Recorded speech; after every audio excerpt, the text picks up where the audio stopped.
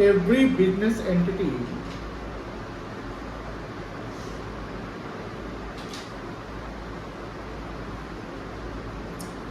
keeps their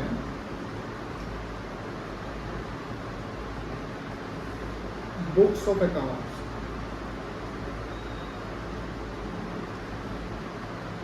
they finalize and close their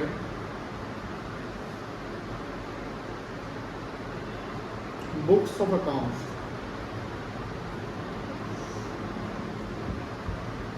to find out profit or loss of every year by following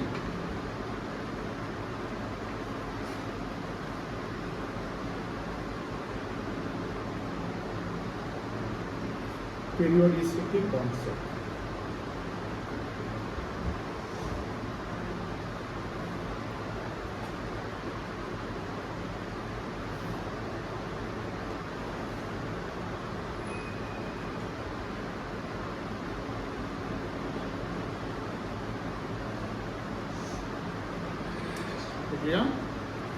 देखो, जैसे आप जानते हैं कि अगर मान लो कोई भी ट्रांजैक्शन होता है, उस ट्रांजैक्शन में सेल्स परचेज सब कुछ होते हैं, तो बिजनेस तो गोइंग कंसर्न फॉलो करता है ना।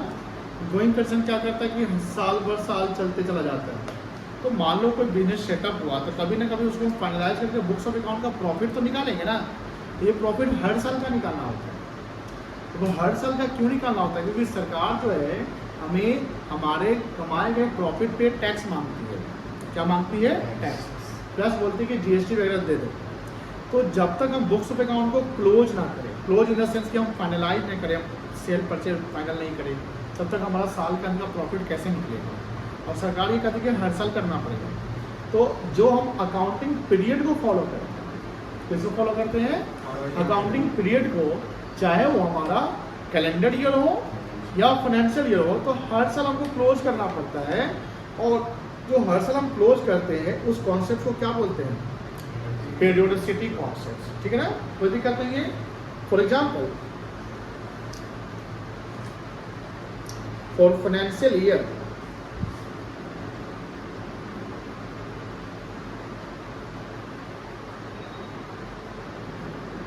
2024-25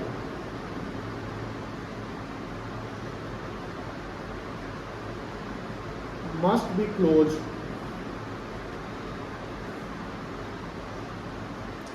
its books of accounts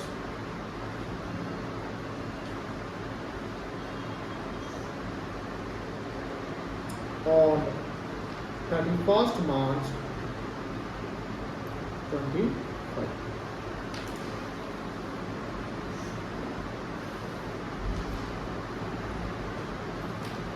हो गया? 7वां पॉइंट लिखिए, कंजर्वेटिज्म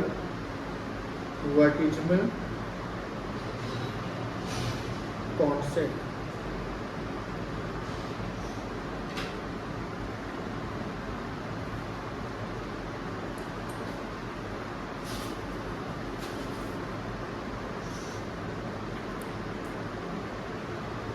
अच्छा ये बताओ, कंजर्वेटिव का मतलब क्या होता है? कंजर्वेटिव का मतलब क्या होता है? जानते हैं? चेंजेस को मतलब सर जो चेंजेस को जल्दी एक्सेप्ट नहीं करता है। जो चेंज को एक्सेप्ट नहीं करता, मतलब जो रिस्क लेना नहीं जानता है, कह सकते हैं। इंसान का मतलब जैसे बहुत इंडिया में या कहीं भी देखोगे डिफरेंट टाइप के लोग होते हैं। जैसे कुछ इंसान होते हैं जो पैसा शेयर मार्केट में, म्यूचुअल फंड में इधर उधर नहीं लगाते हैं, अपना पैसा सिर्फ और सिर्फ बैंक में रखते हैं। बैंक में रखते हैं क्योंकि बैंक में मेरा पैसा सेफ रहेगा, कोई रिस्क नहीं है और हमको एक इंटरेस्ट मिलता चला जाएगा। लेकिन वहाँ पर आप क्या करेंगे, एक इंटरेस्ट तो मिलेगा, उससे ज़्यादा आपको नहीं मिल सकते। दूसरा होता है एक इंसान जो थोड़ा रिस्क लेना जानता है, जिसको मॉडरेट कहते हैं। जो एकदम रिस्क नहीं लेगा, एकदम रिस्क एकदम सेफ जो में रहता है, उसको कंजर्वेटिव कहते हैं, कंजर्वेटिव टाइप का। मतलब ज़्यादा वो रिस्क लेना या थोड़ा भी रिस्क लेना, या जैसे हमने बोला कि चेंज को एक्सेप्ट नहीं करते हैं। चेंज एक्सेप्ट करने का मतलब आप रिस्क में जा रहे हैं ना। दूसरा होता है कि moderate, moderate in the sense कि वो बीच वाला इन द सेंस कि भैया हम अपना पैसा बैंक में भी रखते हैं, थोड़ा बहुत हम म्यूचुअल फंड कर देते हैं। क्या करते हैं? म्यूचुअल फंड करते हैं। हम शेयर नहीं खरीदेंगे, शेयर में ज़्यादा रिस्क होता है, म्यूचुअल फंड करते हैं। हम क्रिप्टो करेंसी में नहीं लगाते पैसा। और थर्ड जो टाइप का लोग होता है वो एग्रेसिव टाइप का होता है। एग्रेसिव इन द सेंस कि पूरा रिस्क लेकर चलता है, यानी वो बैंक में पैसा कम से कम रखेगा और ज़्यादा पैसा शेयर मार्केट में रखेगा, क्रिप्टो करेंसी में रखेगा, फ्यूचर एंड ऑप्शन में रखेगा। ये सब ऐसा फंड होता है जहाँ पर आपको बहुत जल्दी आपको अमीर बना दे सकता है या बहुत जल्दी आपको कंगाल बना देगा, गरीब बना देगा। मतलब बहुत जल्दी फायदा भी होता है और बहुत जल्दी क्या होता है, नुकसान भी होता है। इसको बोलते हैं aggressive.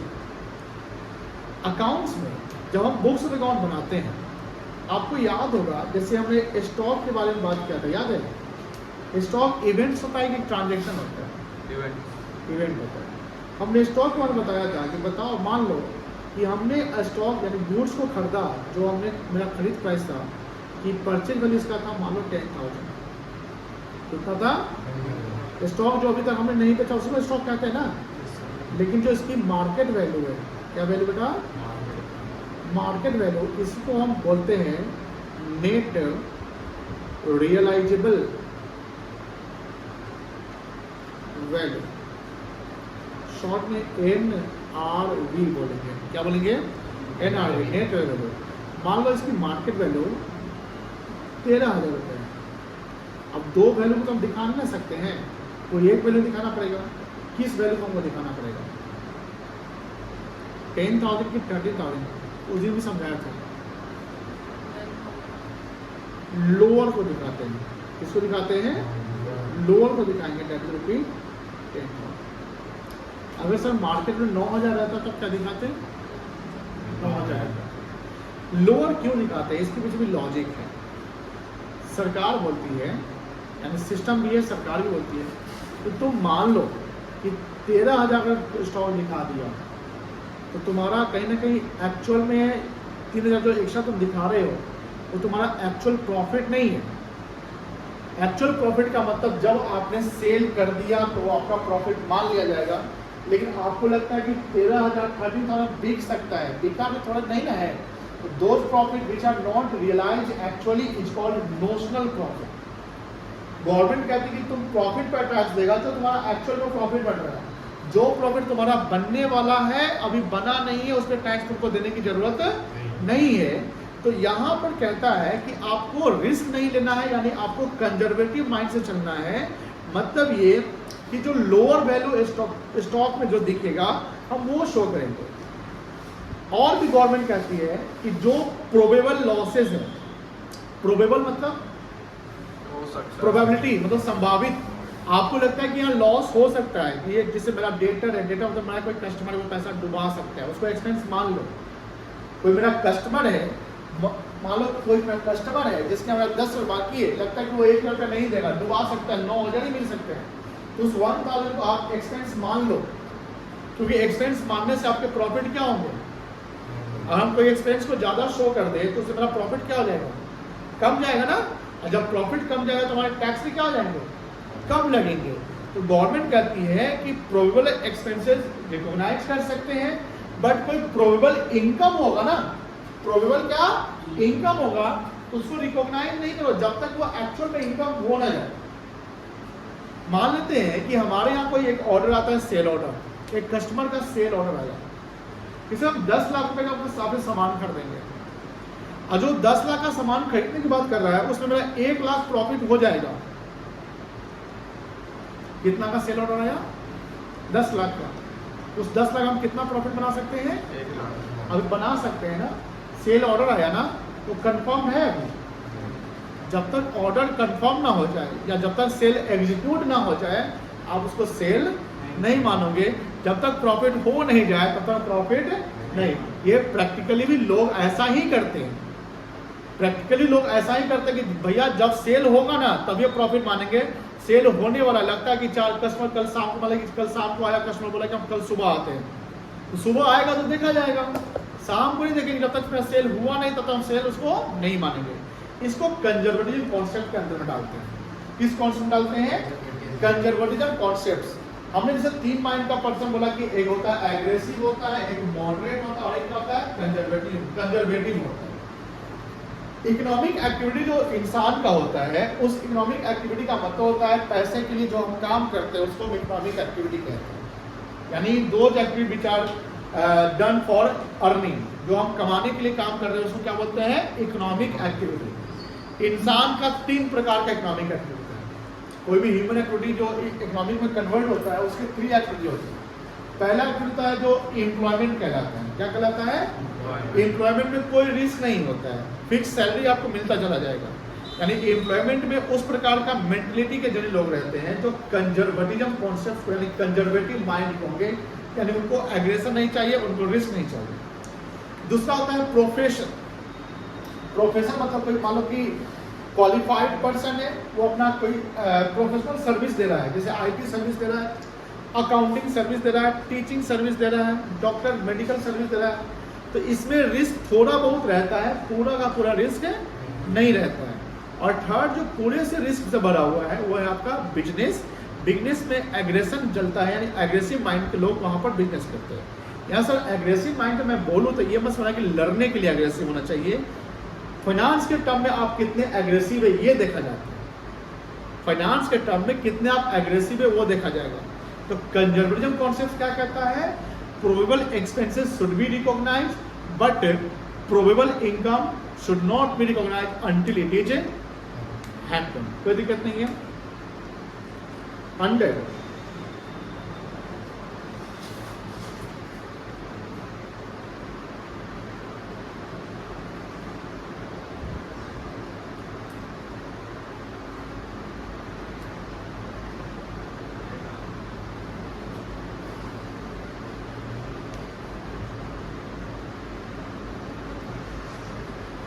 the probable income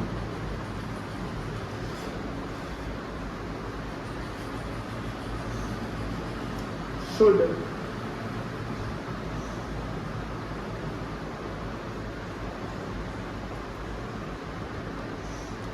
not be recognized until it is happened, but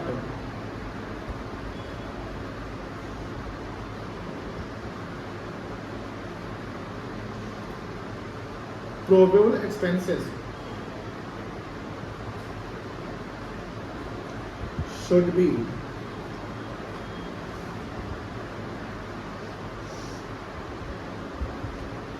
recognized।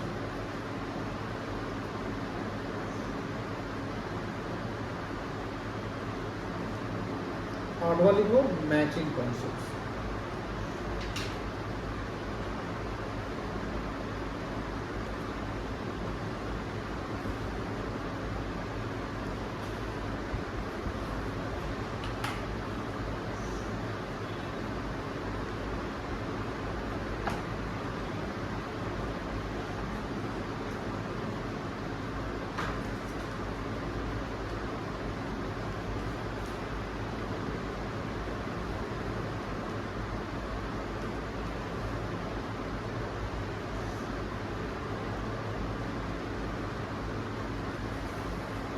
हो गया?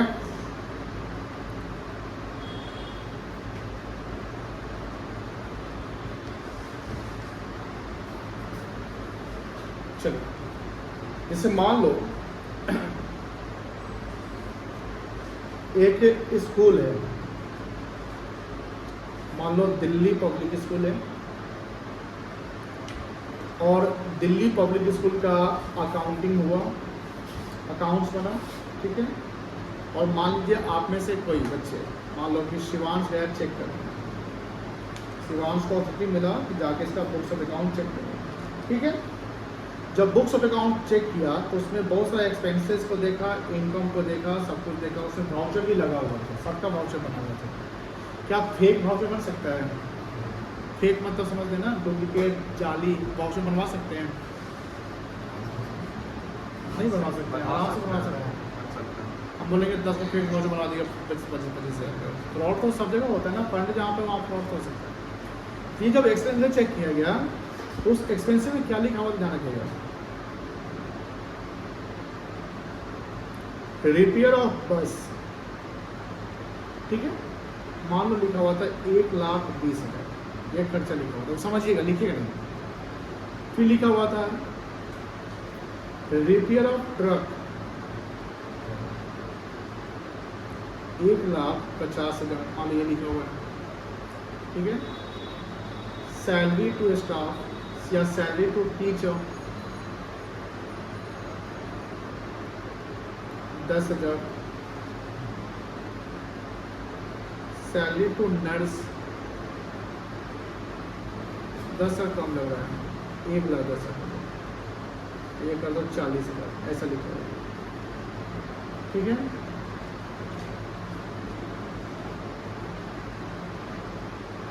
न्यूज़पेपर एक्सपेंस लिखा हुआ है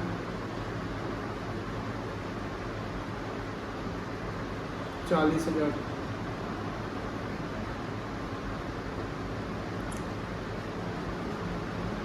रेंट लिखा हुआ है of school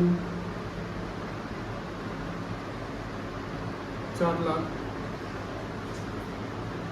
rent of factory लिखा हुआ है 50,000। ये आप यहाँ देख रहे हैं, ये आपका एक्सपेंसेस है। और इनकम आप देखते हैं, मान लो और भी एक्सपेंसेस एक्सेट्रा कर देते हैं। एडमिशन फी आपने देखा 4 लाख का एडमिशन फी है। ट्यूशन फी देखा आपने 16 लाख का ट्यूशन फी है। पेनाल्टी आपने देखा 12,000 का पेनाल्टी है। सेल ऑफ बुक्स देखा 40,000 का, 1,40,000 का बुक सेल है। सेल ऑफ मेडिसिन आपने देखा 15,000 का।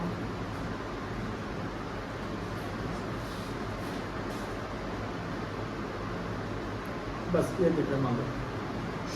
मुझे बताओ शिवांश, आप बताओ, जब आप ये देखने गए, आप देख कर इसको क्या जस्टिफाई करो कि हाँ सब ठीक होगा? अब सबका वाउचर बना हुआ है, हमने बोला ना कि ओरिजिनल डॉक्यूमेंट वाउचर होता है, सबके वाउचर बने हुए, सब आपके पास सबका एविडेंस रखा हुआ, यहाँ से ये पेपर है, देखिए इनकम एक्सपेंस, और स्कूल है आपका दिल्ली पब्लिक स्कूल, आप वहाँ जाते हैं। बताइए क्या आप इसको जस्टिफाई करोगे कि आपको यहाँ पर डाउट हो सकता है?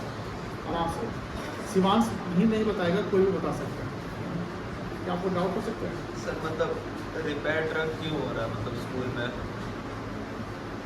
और कहाँ डाउट आ रहा है आपका?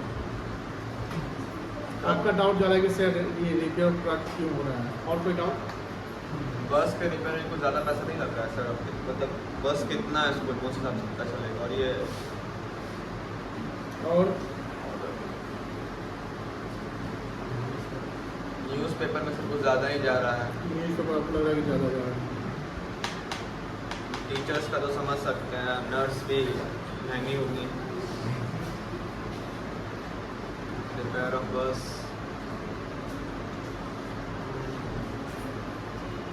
हाँ सर बताओ बताओ सृष्टि, सोचो, प्रैक्टिकली सोचो, देखो ध्यान से, यहाँ पर एनालिसिस हो रहा है, दिमाग लग रहा है। आपका 5वां 6वां 4था क्लास है, आपको पूरा डेट में जाना पड़ा है, क्योंकि आगे में जब कभी आप डिस्कशन करें ना प्रैक्टिकली, अपने जैसे बीजी गुप्ता का 2 मिनट का वीडियो देखे थे, अच्छा सर तो क्या बताया कि उनका कुछ सीखे।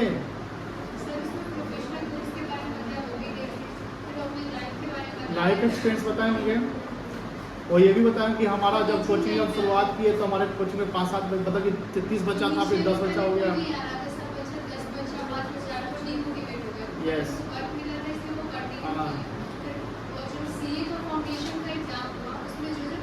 हाँ आज लगा। हाँ यस।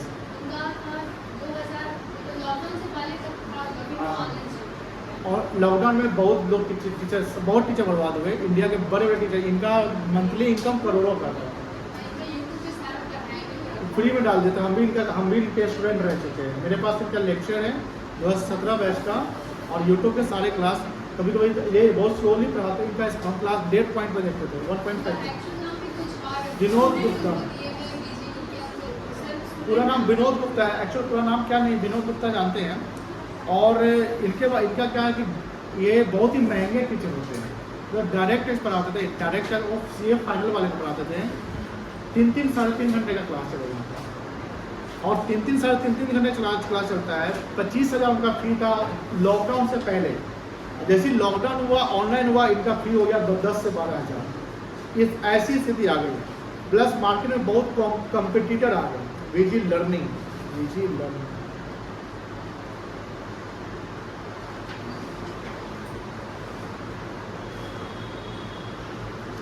ये सारा क्लास फ्री में डाल दिए। तो इनके सारे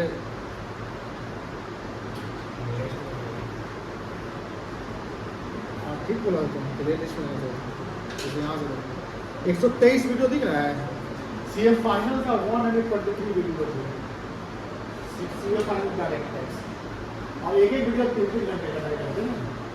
यहाँ बच्चा पढ़ाओगे 2-1.5 घंटा में बोर हो जाएगा, सब बहुत हो गया। देख पूरा 3 घंटा 12 मिनट, 3 घंटा 12 मिनट। और इनके इसलिए ये सारा यूट्यूब पे डाले हैं कि क्लास जो है सब लोग फ्री का ऑनलाइन लेने लगा, इनका ऑफलाइन बैच थोड़ा सा स्लो हो गया, तो ड्रेस सब डालो। इससे क्या हुआ, कंपटीशन को कम करने के लिए। आपने 30 मिनट देखा, पूरा देखते हैं। लेकिन बात ये है कि उन्होंने ये बहुत सारी चीज़ें बताया कि प्रैक्टिकल एक्सपोजर चाहिए होना चाहिए। आज उन्होंने ये भी बोला था कि CA में अगर रैंक लिया तो या किसी चीज़ में पेपर में आपका अच्छा मार्क्स है,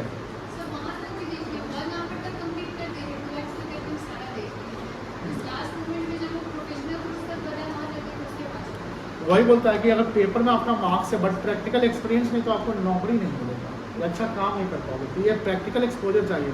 आज CA भी बेरोजगार है। मेरा एक फ्रेंड है, मतलब फ्रेंड नहीं, फ्रेंड का फ्रेंड है, 2 दिन से जान पहचान हो गया है, कोलकाता में पढ़ाता है। He is CA final student and CA में क्वालिफाइड, कॉस्ट मैनेजमेंट में। ये भी प्रोफेशनल कोर्स होता है। तो लॉकडाउन से पहले अच्छा कमाता था, 2 लाख 2.5 लाख महीने का कमाता था। लॉकडाउन हुआ, लॉकडाउन में ही जब लॉकडाउन से जस्ट पहले, किसी को पता नहीं कि लॉकडाउन होने वाला है, लगभग 1 करोड़ रुपया 5-7 लोग मिलकर एक टीम बनाया और उसने कोचिंग में इन्वेस्ट कर दिया। बड़े लेवल पर कोचिंग खोला ऑफलाइन के लिए। लॉकडाउन आया, बंद हो गया, बच्चे सब आना नहीं हुआ, सब सारा टीचर शिफ्ट हो गए, ऑनलाइन में शिफ्ट हो गया। उसका भी लगभग 15 से 20 लाख रुपया लगा हुआ था, वो फंस गया। अब फिक्स कॉस्ट आपके रेंट उनके होते वो लगते रहते हैं। फिर वो मूव किया ऑनलाइन में, एक किसी कोचिंग को पढ़ा, किसी कोचिंग में फैकल्टी है, एज फैकल्टी, वहाँ से उसको 40,000 45 रुपये उसको दे रहा है, प्लस 15 से 20 रुपया वो अपना ऑनलाइन से कमा लेता है। लेकिन बोलते हैं कि भाई ऐसी स्थिति हो गई कि हमको अब कोलकाता छोड़ने का मन कर रहा है, क्योंकि कोलकाता में बहुत स्टूडेंट है और प्लस उस टीचर भी उतने ही ज़्यादा है। अब हमको बोला कि मुजफ्फरपुर में बताओ कुछ ऐसा, मुझे आना चाहता है, इतने टफ स्ट्रगल। तो ये बात ध्यान रखिएगा, बहुत सारी चीज़ ऐसा है कि जो आप बन के भी आपको एक्सपीरियंस होना जरूरी है, नहीं तो भी दिक्कत होती है। चलिए, शिवांश बताया कि रिपेयर ऑफ ट्रक और न्यूज़पेपर थोड़ा ज़्यादा लग रहा है, और कुछ और बता सकते हैं? आप बताओ उत्कर्ष, कुछ आप बता सकते हैं?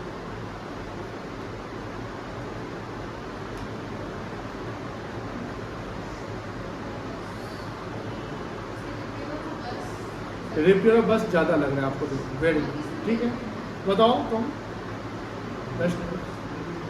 सोचो। हाँ बोल ना। सर रेंट ऑफ स्कूल भी जो है 4 लाख रेंट ऑफ स्कूल ज़्यादा है 4 लाख, साल भर का ज़्यादा कहाँ से स्कूल पे 1 के महीना 4 लाख लग जाता है। चलो ठीक है, तुम लोग को लगा 4 लाख उसको ज़्यादा है, सॉरी कहाँ गया इधर रेंट। ये और बताओ,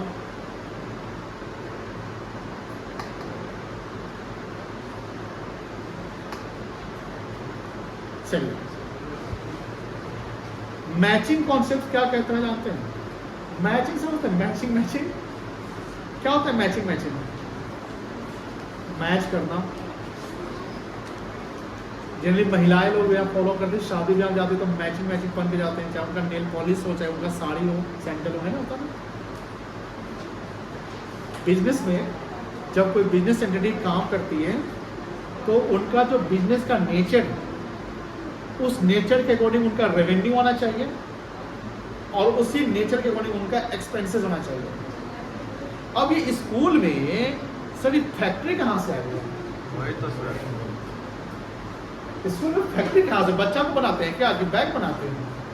तो एक सवाल यहाँ बनता है कि फैक्ट्री क्या आया, आप इस पर आपको डाउट हो जाएगा, बोलेगा सर हम लोग बैग बनाते हैं, ठीक है फैक्ट्री दिखाओ, नहीं है फैक्ट्री से, फॉल्स है।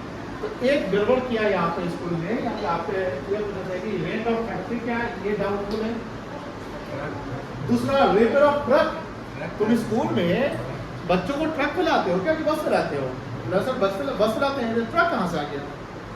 सर गलती हो गया सर, ठीक है। तो तुम दो गलती यहाँ पर तो हमने पकड़ लिया कि एक सर ये क्वेश्चन मार्क है और एक फैक्ट्री का क्वेश्चन मार्क है।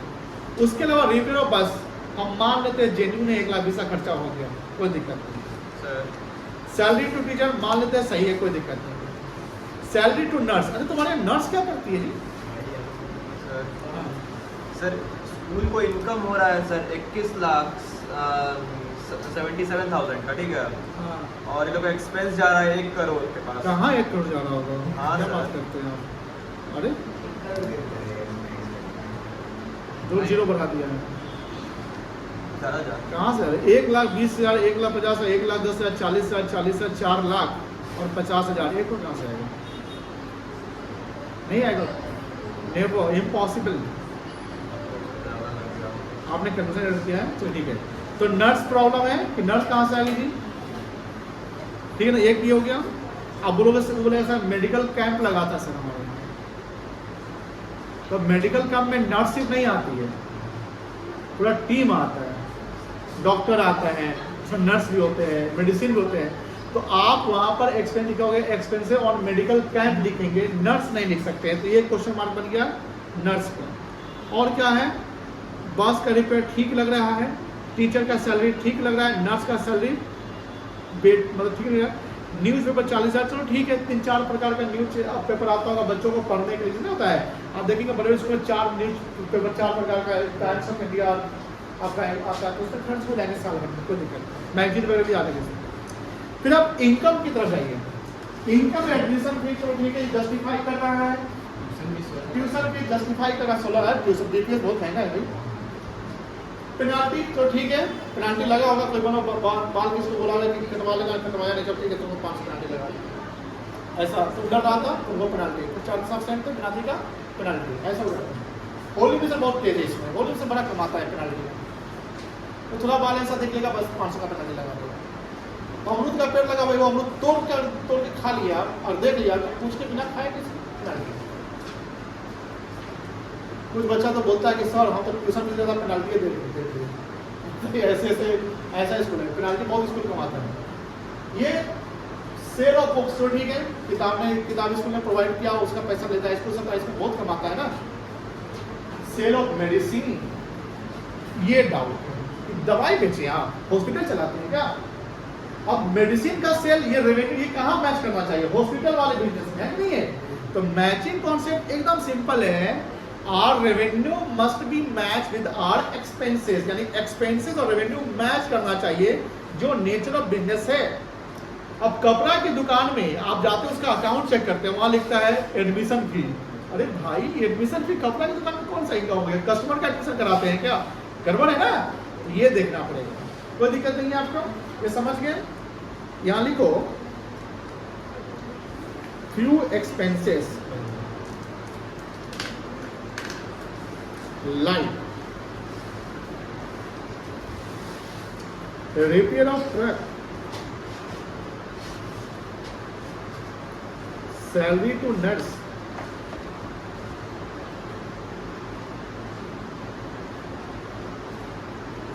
and rent of factory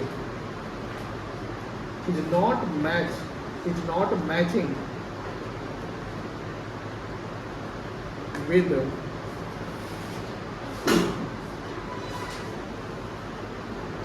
revenue of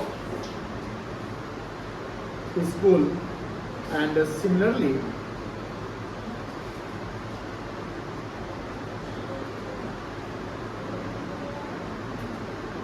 sale of medicine is also doubtful income.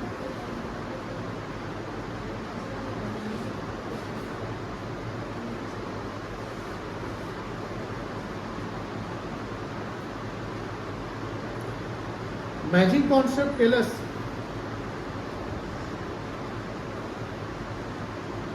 that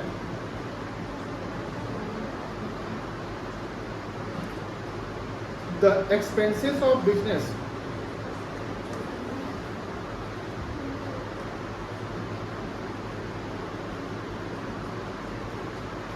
must be matched with the revenue of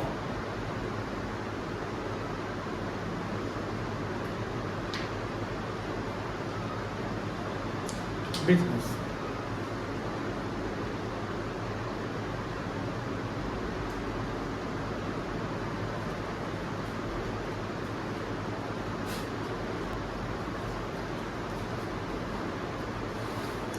एक और लिख लीजिए ड्यूअल एस्पेक्ट्स कॉन्सेप्ट या ड्यूअल कॉन्सेप्ट एस्पेक्ट लगा लो। ये बहुत ही इजी है।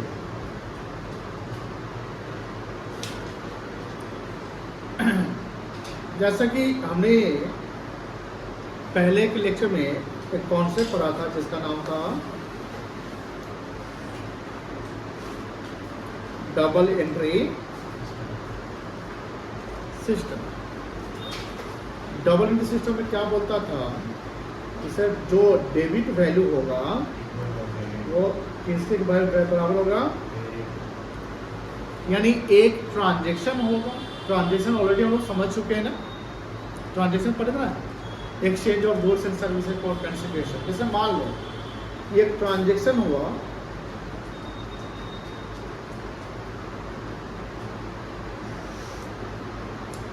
Cash deposited into bank. हमने कैश कहाँ जमा किया, मान लो कि 50,000 जमा किया। ठीक है, उत्कर्ष समझ में आ रही है बेटा, उत्कर्ष समझ में आ रही है ना।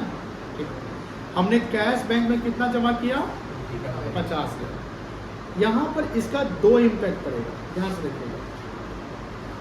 आगे हम लोग यही इम्पैक्ट्स को समझेंगे, ध्यान रखिएगा, तो बहुत इंपॉर्टेंट है।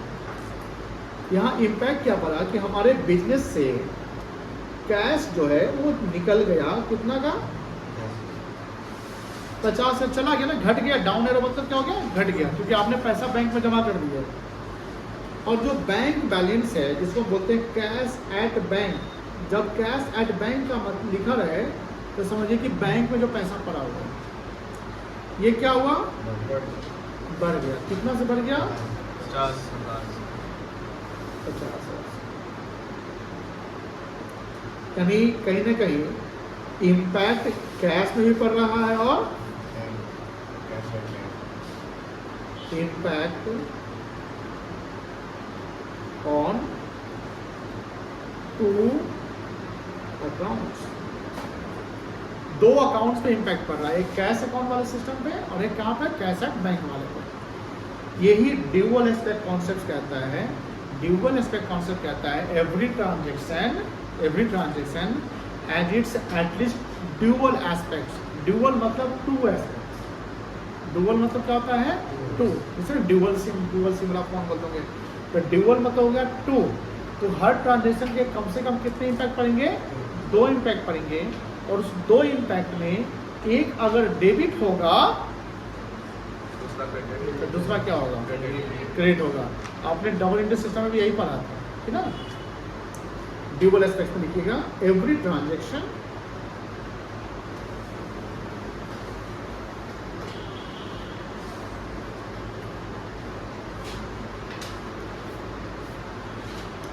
has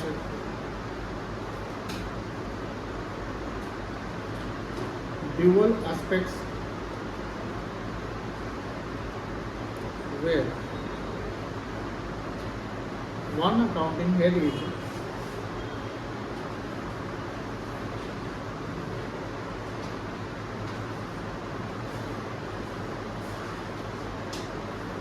debited, then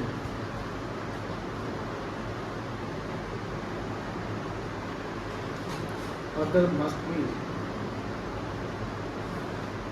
credited. अभी नौवा पॉइंट बनाइए। एक और कॉन्सेप्ट लिख देते हैं, ऐसे 2-3 कॉन्सेप्ट और है जो ज़्यादा इम्पोर्टेंट नहीं है। एक इम्पोर्टेंट कॉन्सेप्ट 10वां पॉइंट हम लिख देते हैं, ये समझिए। इस कॉन्सेप्ट का नाम है मैटेरियलिटी कॉन्सेप्ट।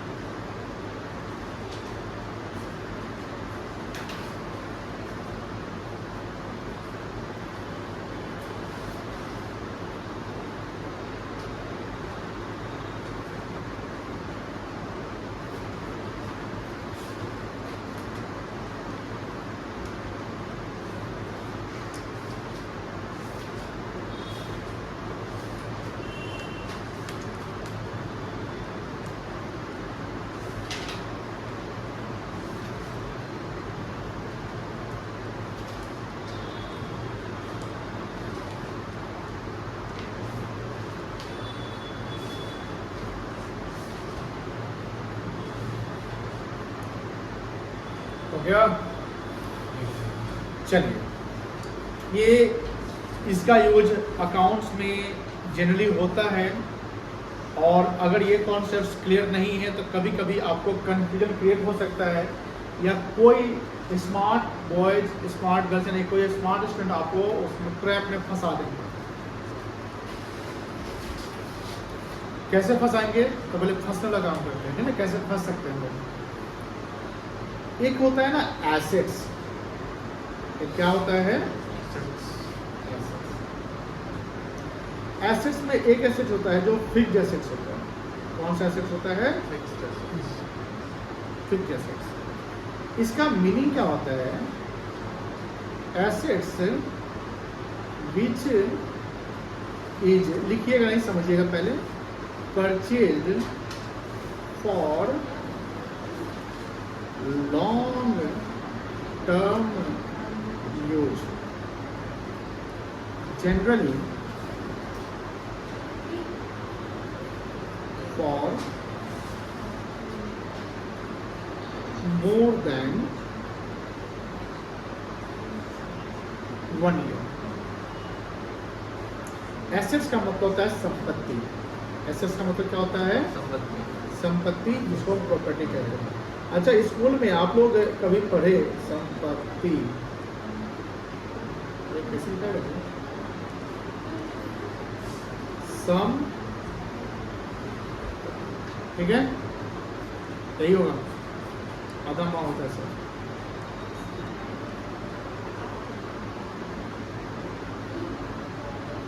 ये तो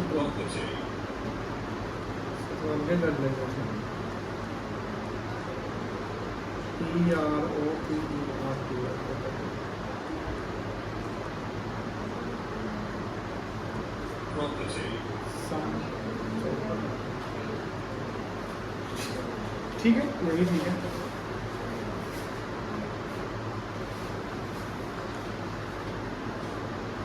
संपत्ति समझ गए, जिसमें हमारा फाइनेंशियल राइट्स है ना, जिसका ओनरशिप हमारे पास है, जिसको हम बेच सकते हैं, जिसका हम कुछ भी कर सकते हैं, जिस पे मेरा कंट्रोल है, वो मेरा प्रॉपर्टी है, बिजनेस का प्रॉपर्टी। जैसे बिजनेस के नाम पे बैंक बैलेंस है, बिजनेस का अपना कैश है, बिजनेस का अपना स्टॉक है, बिजनेस के अपने फर्नीचर है, मशीनरी है, लैंड है, बिल्डिंग है, कार है, कुछ भी है, वो सब क्या है? बिजनेस का प्रॉपर्टी है। तो प्रॉपर्टी में एक प्रॉपर्टी होता है जिसको बोलते हैं फिक्स्ड एसेट। फिक्स्ड मतलब जो फिक्स्ड है, और उस फिक्स्ड का डेफिनेशन लिखा हुआ है कि दो जैसे which is purchase for long term use. जैसे मान लो कि हमने एक ये मशीन कहलाएगा, किस कैटेगरी में जाएगा? मशीन में जाएगा। हमने एक टीवी खरीदा जो मशीन के कैटेगरी में जाएगा, इसको हमने खरीदा लॉन्ग टर्म यूज करने के लिए, यूज करने के लिए, बेचने के लिए नहीं। अगर बेचने के लिए खरीदेंगे तो वो एसेट्स नहीं कहलाएगा, वो गुड्स कहलाएगा। क्या कहलाएगा? गुड्स कहलाएगा। The things, article, commodity which are held for sale. The things, article और commodity which are held for sale is not the asset. ये assets नहीं है, ये क्या है? Goods है। वो हम से खरीदे क्यों? बेचने के लिए। लेकिन the things, article और commodity which are held for use, ये सब held for use है। तो ये क्या है हमारा? Assets है। अब ये हमने 5-4 साल पहले खरीदा, अब तक चला रहे ना, तो क्या कहलाएगा? Assets कहलाएगा। फिक्स्ड एसेट आ गया। चलो, एसेट्स में आपने कीवर्ड याद रखना, यहाँ पर कीवर्ड क्या है? Long term use. ठीक है, समझ गए? कोई दिक्कत नहीं।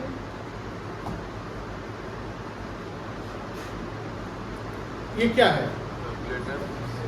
कैलकुलेटर। इसको ना अब तो नहीं चल रहा है, 1 साल से नहीं चल रहा है, तो 1 साल इसका माइनस करते हैं और खरीदने वाले साल को 1 साल बढ़ा देते हैं। हमने इसको खरीदा था रियल में 16 में, हम इसको 17 मान लेते हैं। ठीक है ना? 2017 में हमने इसको खरीदा, अभी चल रहा है कितना? 2025। कितना चल रहा है? 25। कितना साल से हम यूज कर रहे हैं इसको?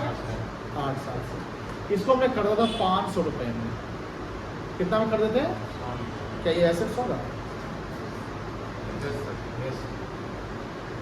क्या ये एसेट्स होगा? आपका जवाब होगा यस।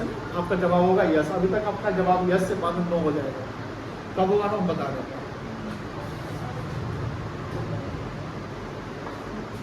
और क्या करें, कहाँ जाएं? जैसे मान लो कोई दरवाजा है, या कोई मान लो कि जैसे कार है, कार क्या कार, उस कार का एक टायर में ना, जैसे उसका नट ना, एक नट निकल गया, तो हम गए हार्डवेयर की दुकान से, दुकान पे गए, बोले भैया नट लगा दो। नट समझे? नट बोल्ट, वो नट हमने लगवा लिया लोहा का, वो भी तो लॉन्ग टर्म चलेगा। नट लॉन्ग टर्म चलेगा ना। मान लो कि हमने 50 रुपए का एक नट बोल्ट लगवा लिया, जो 10 साल 15 साल तक चल जाएगा, क्या उसको एसेट मानेंगे? इस डेफिनेशन के अनुसार तो मान लीजिएगा, है ना? चलिए, अब ऐसा अगर कहानी रहेगा ना, तो हर कोई आइटम जो 1 साल से ज़्यादा का है खरीदेंगे, चाहे 1 रुपया क्यों ना हो, उसको हम एसेट मानते चले जाएंगे, तो हो जाएगा एक बहुत बड़ा लिस्ट हो जाएगा, जो कहीं ना कहीं हमारे बिजनेस पर्पस के लिए वो इमैटेरियल होंगे। इमैटेरियल, मैटेरियल नहीं, इमैटेरियल। जनरली कहा जाता है कोई भी चीज़ जो आप खरीद रहे हैं लॉन्ग टर्म यूज के लिए, वो सारा का सारा एसेट्स नहीं है, डिपेंड करता है उसके वैल्यू पे, डिपेंड करता है उसके मैटेरियलिटी पे। वो नट बोल्ट खरीद रहे हैं, उसको आप एसेट्स नहीं मानिए, इवन तो वो लॉन्ग टर्म यूज होगा, बट उसकी वैल्यू माइनर है, नॉमिनल वैल्यू है। क्या है बेटा? नॉमिनल वैल्यू है। उसी प्रकार आपके पास ये जो कैलकुलेटर है, एक स्टेशनरी की दुकान पे जाओगे 500 में मिल जाएगा।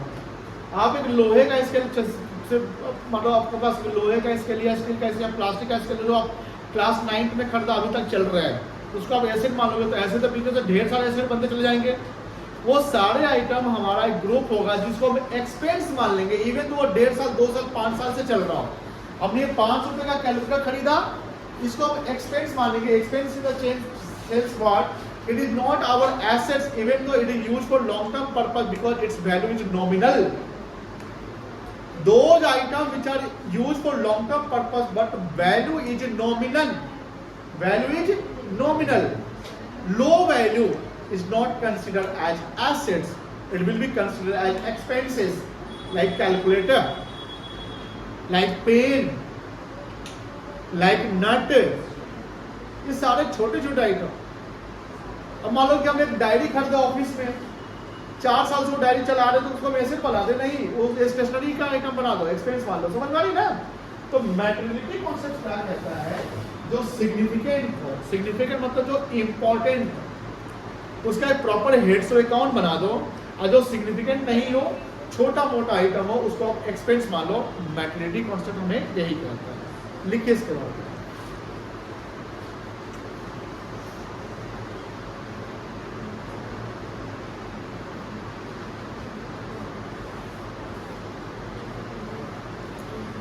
materiality concept means the concepts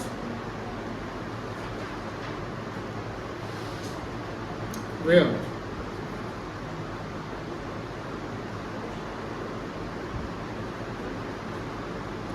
significant items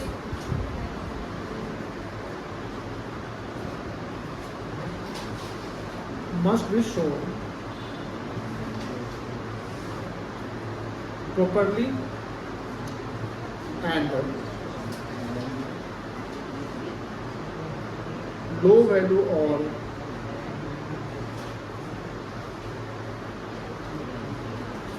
minor item should be considered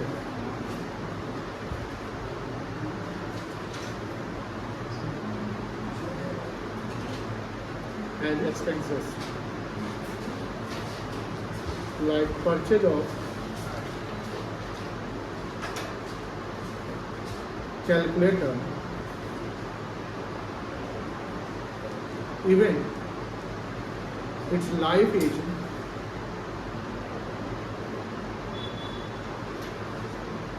more than 1 year, but it will not be considered as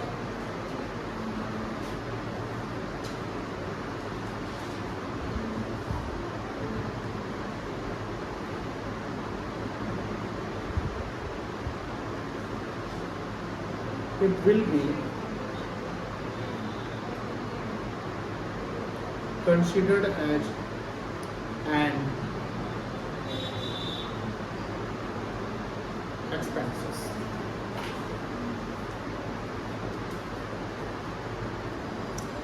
दस कॉन्सेप्ट ध्यान रहेगा।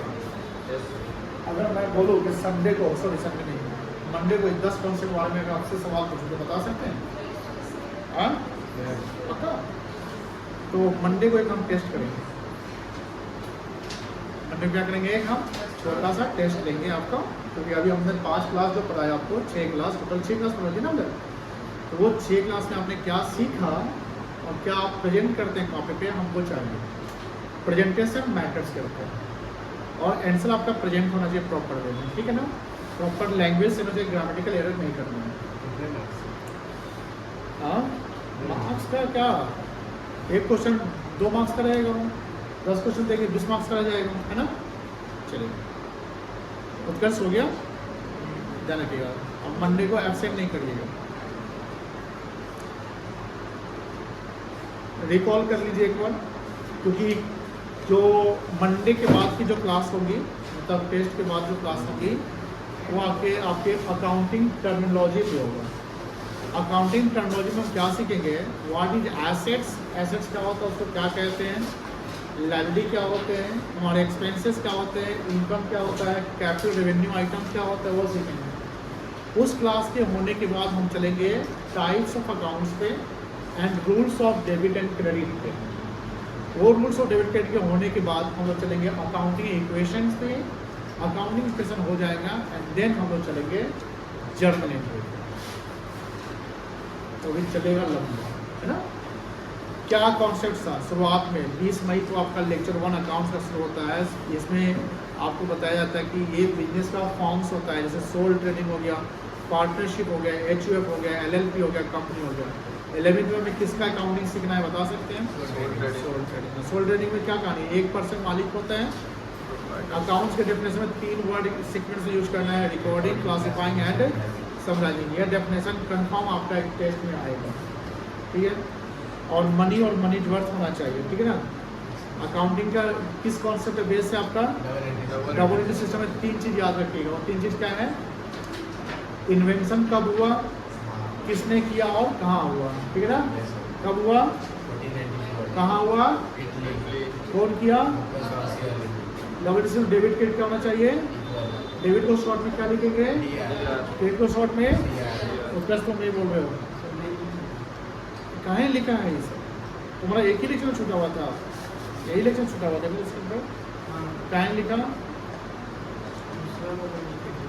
इतना टाइम घर पे रहता है,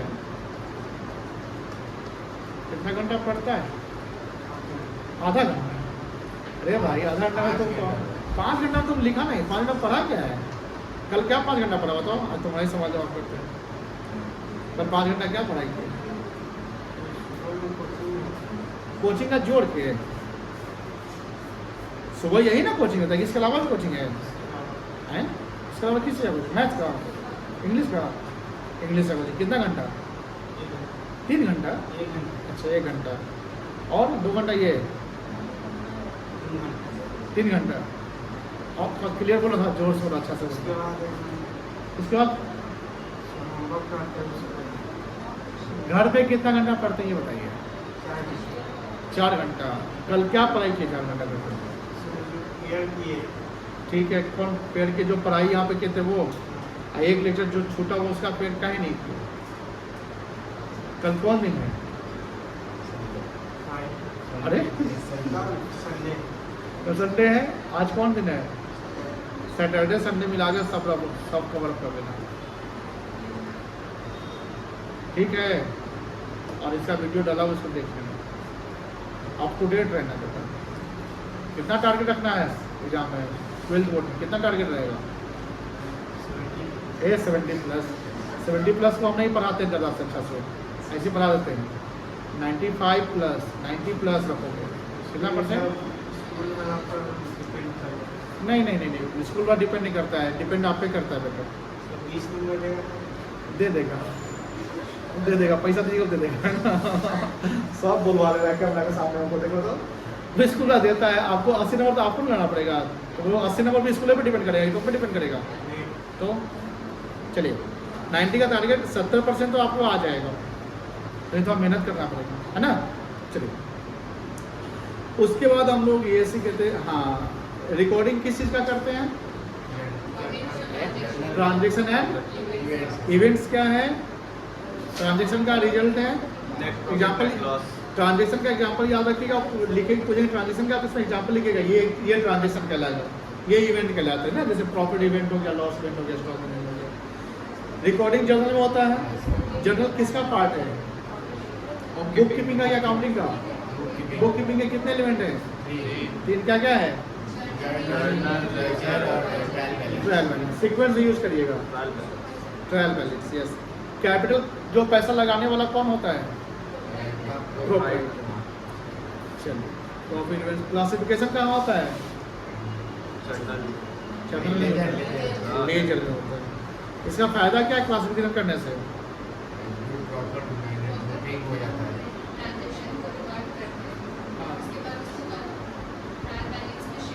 नो पोस्ट करते हैं लेजर में। इससे पता ये चलता है कि हमारा पार्टिकुलर ईयर का या पार्टिकुलर मंथ का कोई भी वैल्यू कितना आया। तो सेल्स को फाइंड आउट करना है तो हम जर्नल से नहीं फाइंड आउट कर सकते हैं, लेजर करना पड़ेगा। अकाउंटिंग ईयर कितने हैं? तो कौन कौन सा ईयर है अकाउंटिंग में?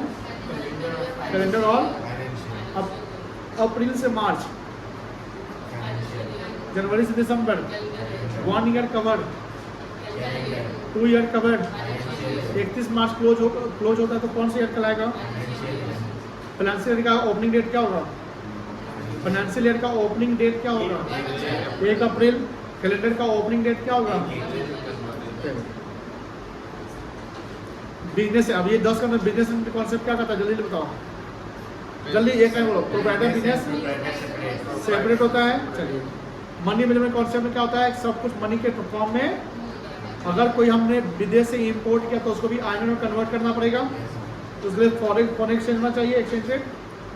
मनी एक्रोल कॉन्सेप्ट दूसरा यही ना था, इससे छोड़ के लगता है। हाँ ठीक है, एग्रो कॉन्सेप्ट क्या करता था? क्रेडिट ट्रांजेक्शन, कैश ट्रांजेक्शन, कोई भी ट्रांजेक्शन जिस साल इनकर्ड हुआ उसको उसी साल रिकॉग्नाइज करेंगे। कैश पेड करो या ना करो, अगर एक्सपेंस हो गया तो उसको रिकॉग्नाइज करना पड़ेगा। गुड गोइंग कंसर्न क्या था? फोर्सिबल फ्यूचर के लिए चलता है, इवन तो प्रोप्राइटर आए बदले, डायरेक्टर आए बदले जाए, लेकिन बिजनेस चलता रहेगा। पार्टनरशिप बिजनेस चलता रहेगा, पार्टनर मरने से बिजनेस बंद नहीं होता है। नया पार्टनर आएगा जब, या जो कॉन्ट्रैक्ट पार्टनर वो बिजनेस को रन कर सकते हैं। अनलेस कोई मिस हैपनिंग ना हो जाए, अनलेस कोई हेवी लॉस ना हो जाए, आप बिजनेस लॉन्ग टर्म चलाते हैं। यानी बिजनेस सेटअप करने का मतलब ये नहीं होता कि हम बिजनेस करते हैं चेक करने के लिए, हम चलाते नहीं चलाते। बिजनेस होता है लॉन्ग टर्म चलाने के लिए, है कि नहीं है? चलिए, कंसिस्टेंसी कॉन्सेप्ट क्या था? क्या मेथड चेंज कर सकते हैं? कर सकते हैं। जब कोई ऐसी सिचुएशन आ जाए, मान लो क्या जिस मेथड को फॉलो कर रहे हैं उससे हम लॉस में चल रहे हैं, तो मेथड चेंज कर लेंगे ना। आप सिंपल सी बात है कि कोई यूपीसी की तैयारी कर रहा है, कोई सीए की तैयारी कर रहा है, तो ऐसा तो नहीं कि सीए की तैयारी करेगा तो फर्स्ट अटेम्प्ट में निकल जाए। सब बीजी गुप्ता नहीं ना हो सकता, एक ही रैंक में एक ही बार में निकाल दिए। तो ऐसा होता है कि 4 अटेम्प्ट लग गए, 3 अटेम्प्ट लग गए, तो मान लो कि पहले अटेम्प्ट किया उसका नहीं निकलता है, तो अपना मेथड ऑफ जो स्टडी, टेक्निक ऑफ स्टडी क्या कर सकता है, उसको चेंज कर सकता है, बट गोल आपका अल्टीमेटली वही होना चाहिए। कंसिस्टेंसी, पीरियोडिसिटी कॉन्सेप्ट तो ये चीज़ था। क्या बताया था इसमें?